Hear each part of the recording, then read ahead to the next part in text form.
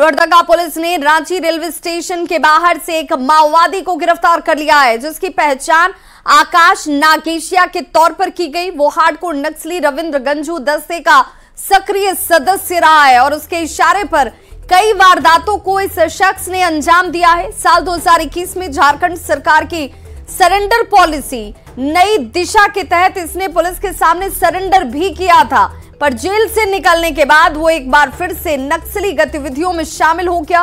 उस पर पेशरार और सिरिंग दाग थाने में 6 से ज्यादा केस दर्ज हैं। इनमें गोलीबारी, आगजनी, लेवी वसूली, चोरी और धमकी सहित कई मामले शामिल हैं।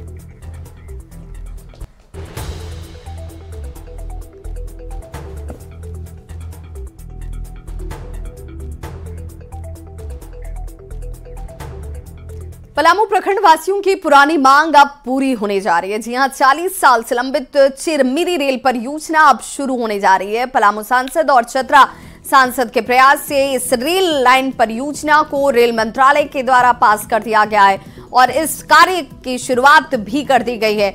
आपको बता दें कि बरवाडीह स्टेशन से चिरमिरी तक रेल लाइन का निर्माण होने से झारखंड वासियों को मुंबई जाने में 800 किलोमीटर की दूरी की बचत होगी।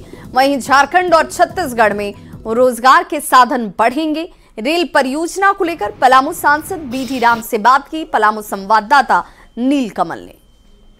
चिरमिरी रेल लाइन परियोजना काफी महत्वपूर्ण है और लंबे समय से ये परियोजना अधूरी थी, मगर पलामू सांसद विष्णु दयाल राम के प्रयास से आज ये परियोजना पर काम भी अब शुरू होने जा रहा है।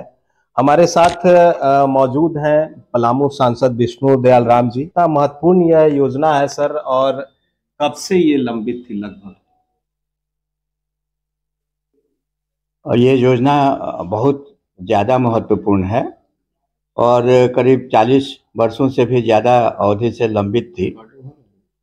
इसको लेकर के चतरा के सांसद आदरणीय सुनील कुमार सिंह जी, मैं स्वयं और छत्तीसगढ़ से सांसद श्रीमती रेणुका देवी जी एवं अन्य सांसदगण सभी लगे हुए थे और सभी के द्वारा ये प्रयत्न किया जा रहा था कि इस रेल लाइन की स्वीकृति मिले। हर सांसद के द्वारा व्यक्तिगत तौर पर समय समय पर रेल मंत्री जी का भी ध्यान आकृष्ट कराया जाता रहा है।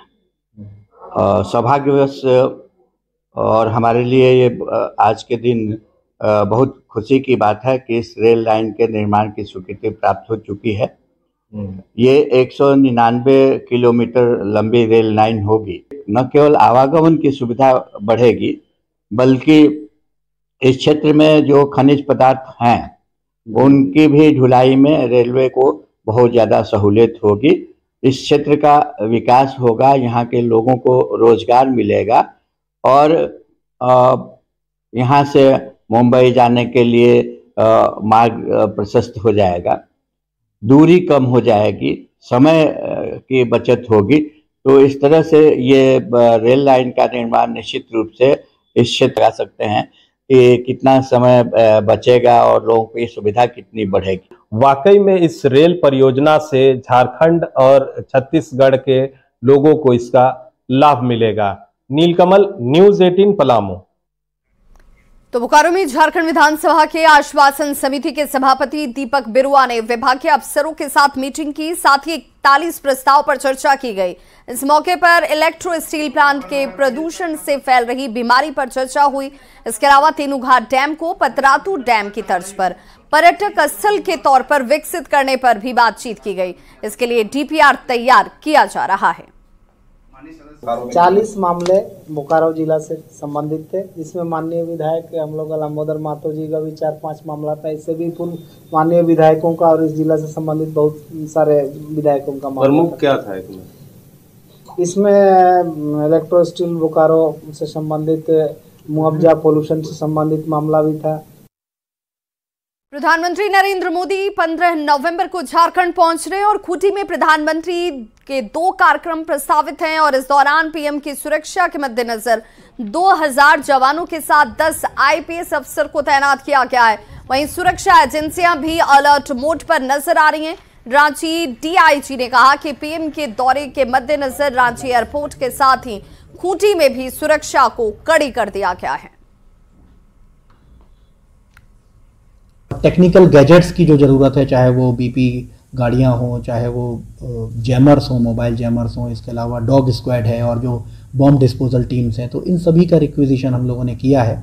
और पुलिस हेडक्वार्टर के लेवल से भी टीम्स रहेंगी, जो स्पेशल ब्रांच की टीम्स भी रहेंगी। जो कांग्रेस विधायक अंबा प्रसाद की तरफ से पीएम के झारखंड दौरे पर तंज कसे जाने पर बीजेपी ने पलटवार किया है। बीजेपी प्रवक्ता प्रतुल शाहदेव ने कहा कि कांग्रेस के राजवंशी राजकुमारों को ये पच ही नहीं रहा कि एक साधारण परिवार से आने वाली पिछड़ी जाति का व्यक्ति पीएम पद पर बैठा है।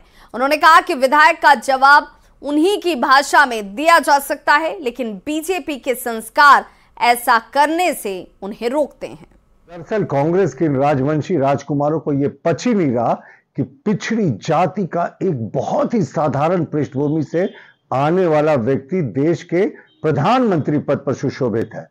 हम चाहे तो विधायक का जवाब उन्हीं के लहजे में दे सकते हैं, उन्हीं के स्तर पर उतर कर दे सकते हैं, लेकिन हमारे राजनीतिक और पारिवारिक संस्कार ये नहीं सिखाते। शायद माननीय विधायिका के राजनीतिक और पारिवारिक संस्कार उनको ऐसी भाषा का प्रयोग करना सिखाते होंगे, लेकिन हमें तो ऐसा कभी नहीं सिखाया गया। फिलहाल ये जो कुछ भी उन्होंने कहा है, ये उनकी पार्टी की विकृत मानसिकता और एक पिछड़े को प्रधानमंत्री के पद पर नहीं देखने को साफ इंगित करता है। ओडिशा के राज्यपाल का पद संभालने के बाद पूर्व मुख्यमंत्री रघुवर दास पहली बार रांची पहुंचे और इस मौके पर बिरसा मुंडा एयरपोर्ट पर उन्हें गार्ड ऑफ ऑनर दिया गया। साथ ही बीजेपी नेता और कार्यकर्ताओं ने उनका गर्मजोशी से स्वागत किया। रांची में थोड़ी देर रुकने के बाद राज्यपाल रघुवर दास सीधे जमशेदपुर रवाना हो गए। वो वहीं पर दीपावली मनाने वाले हैं। स्वागत किए और रघुवर दास जी गवर्नर बनने के बाद पहली बार भगवान बिरसा मुंडा जी की धरती पर उनका आगमन हुआ है। कार्यकर्ताओं में उत्साह का माहौल है और एक कार्यकर्ता के रूप में विधायक, मंत्री, मुख्यमंत्री तक का सफर उन्होंने तय किया और उनसे हम लोगों कार्यकर्ताओं का जुड़ाव हमेशा रहा है। उनका मार्गदर्शन पहले भी मिला है, भविष्य में भी मिलेगा। ओडिशा के राज्यपाल रघुवर दास ने झारखंड वासियों को दीपावली पर्व की शुभकामनाएं दी। रांची में न्यूज 18 से बातचीत में उन्होंने राज्यवासियों से प्रधानमंत्री नरेंद्र मोदी के लोकल फॉर वोकल के नारे को साकार करने की अपील की। दिवाली पर्व के अवसर पर और छठ पर्व के अवसर पर हार्दिक शुभकामनाएं। मां लक्ष्मी से आराधना करते हुए कि समस्त के घर में सुख समृद्धि आए और समस्त झारखंड वासियों से मेरी अपील है कि जो माननीय प्रधानमंत्री जी का लोकल फॉर वोकल, स्थानीय उत्पाद को अधिक से अधिक खरीदें।